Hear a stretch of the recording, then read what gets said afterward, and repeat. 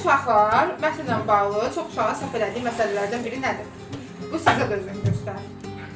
Mətndə verilmiş sözün, fərqləndirilmiş sözün qarşılığını müəyyən eləmək. Qarşılıq deyəndə çox vaxt uşaq götürür, sözün mənasını yazır. Mənasını izah edir. Məsələn, tutaq ki, simvol sözünü veribdir, bu simvol sözünün mənasını açır ki, yəni simvol nə deməkdir? Əslində isə bu tapşırıqların düzgün həlli nədir?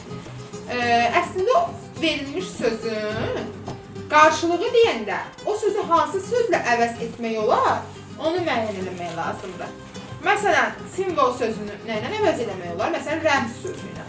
Sevgi sözünü nə ilə əvəz eləmək olar? Məsələn, məhəbbət sözü ilə.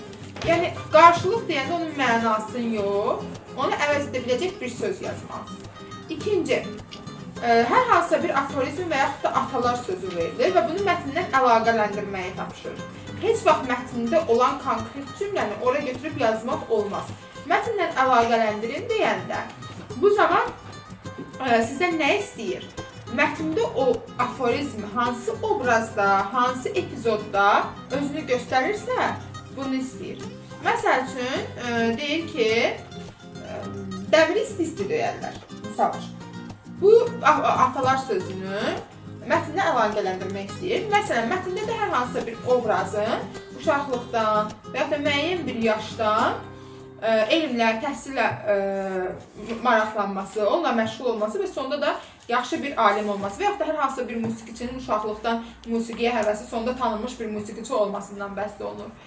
Dəmir isti-isti döyərlərdə, məsələn, burada sən hər hansısa bir obrazla əlaqələndirməlisən. Məsələn, Mozarta aid hər hansısa bir mətn verilibdir və o mətndə sən konkret yaza bilməzsən.